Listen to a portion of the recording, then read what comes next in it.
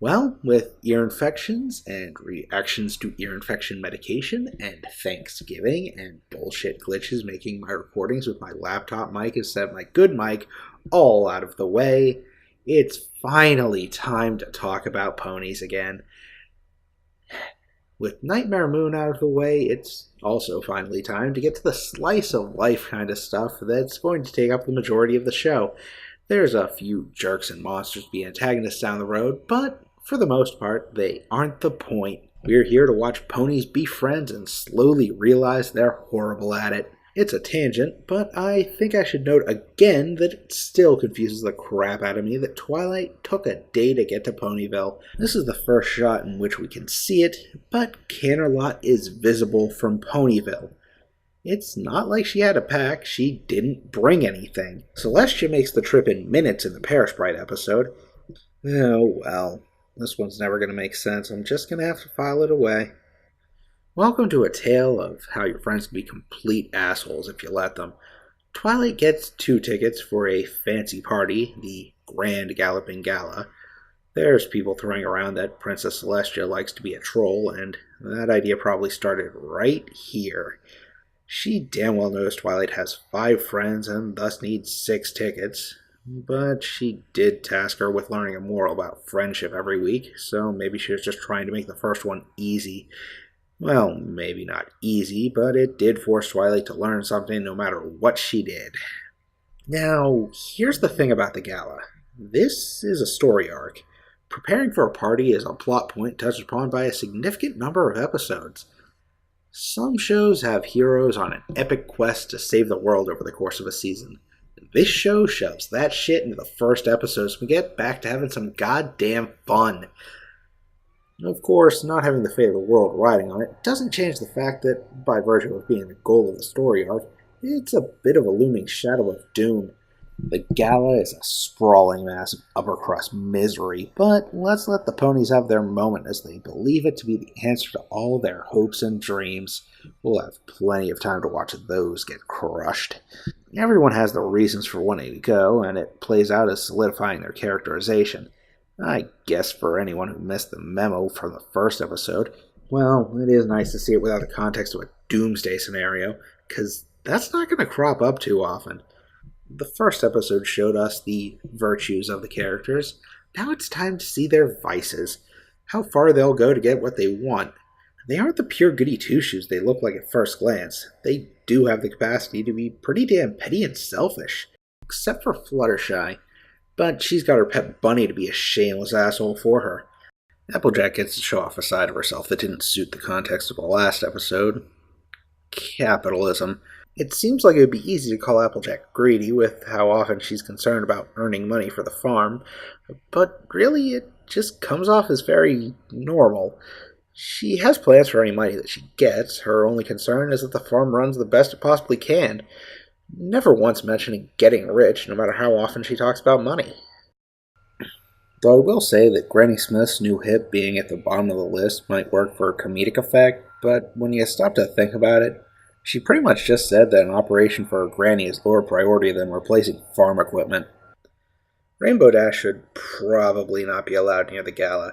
Her plan is to crash her performance by the Wonderbolts and likely earn herself a beating from security and a restraining order. There's really got to be a more proper method for auditioning than that. And oddly enough, despite the fact that none of the fantasies play out that well when they actually do get to the gala, this one diverges the farthest. The Wonderbolts are never shown performing in that episode. They just attend the party like everyone else. Anyway, Twilight ducks out to grab lunch. The shadow of doom that is the gala is ignored for the more immediately doomed event of Twilight eating. She doesn't make it far before Pinkie tackles her, and upon reflection, I have absolutely no idea why she did that. The writers pretty much didn't even bother making excuses for why everyone crosses paths with Twilight.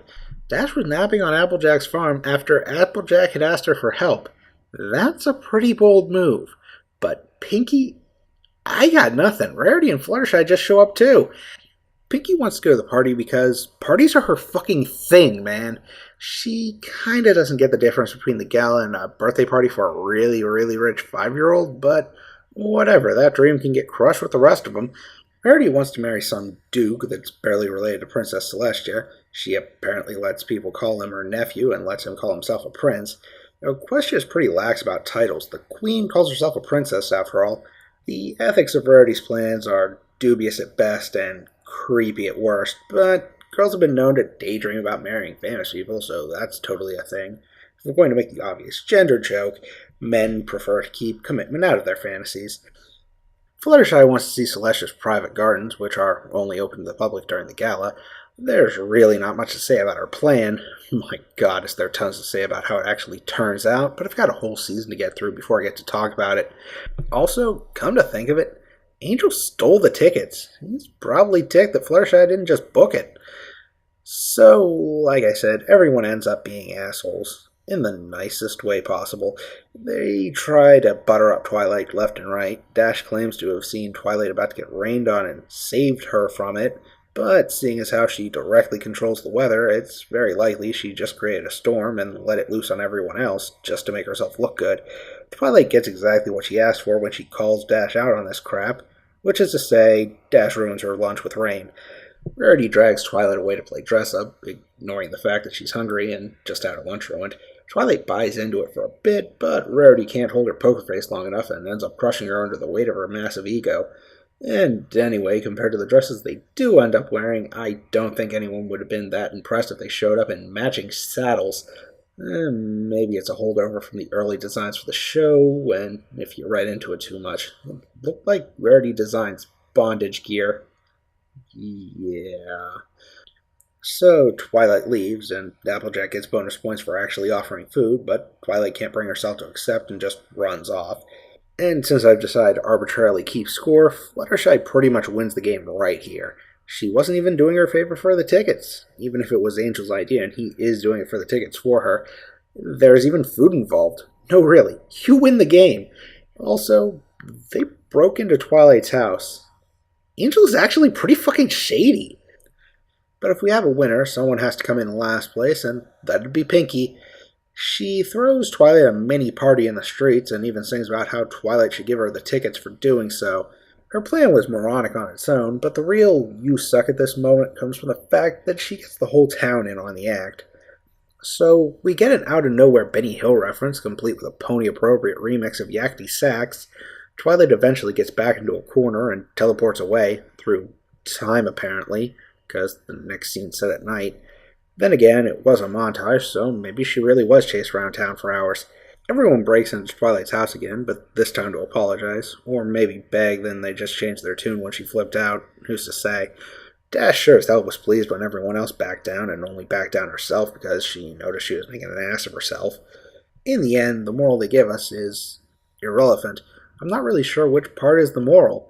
Is it that if they can't all go, then none of them should go? Or is the moral that she should have just asked for more tickets? That's probably a pretty decent moral on its own, if a little less applicable than the one Twilight wrote down.